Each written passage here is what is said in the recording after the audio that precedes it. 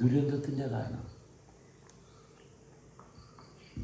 ജീവിക്കുക എന്ന് പറയുന്നത്, ജീവിക്കുക എവിടെയാണ് ജീവിക്കുന്നത്?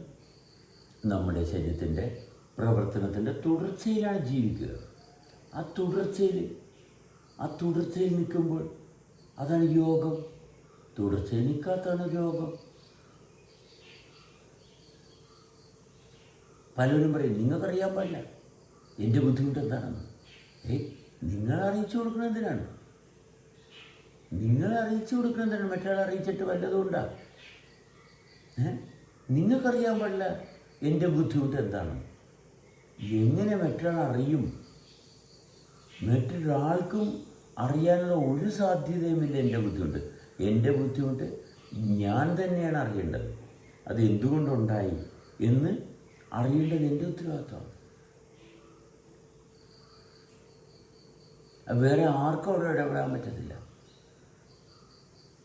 ഈ ലോകത്തിൽ ആർക്കും എൻ്റെ വേദനയിൽ ഇടപെടാൻ പറ്റത്തില്ല. എൻ്റെ ആശ്വാസത്തിൽ ഇടപെടാം,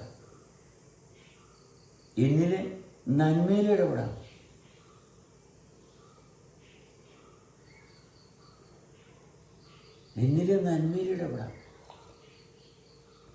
അത് ആർക്കും വേണ്ട.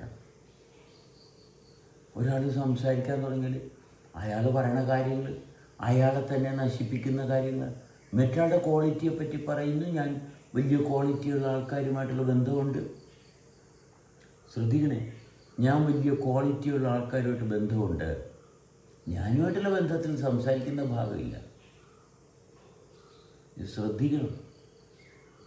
ഞാനിങ്ങനെ ഇന്നലെ ഒരാളോട് സംസാരിച്ചുകൊണ്ടിരിക്കുമ്പോൾ മറ്റൊരാൾക്ക് ഒരു ക്വാളിറ്റി ഉണ്ട്, അയാൾ അങ്ങനെയാണ് ഇങ്ങനെയാണ് എന്ന് പറയുന്നതിനാണ് താല്പര്യം. ഇയാളുടെ പ്രശ്നം ഇതിനകത്ത് എങ്ങുമില്ല. ഇയാളുടെ പ്രശ്നത്തിലുള്ള പരിഹാരം ഇതിനകത്ത് എങ്ങുമില്ല. ഇയാളെ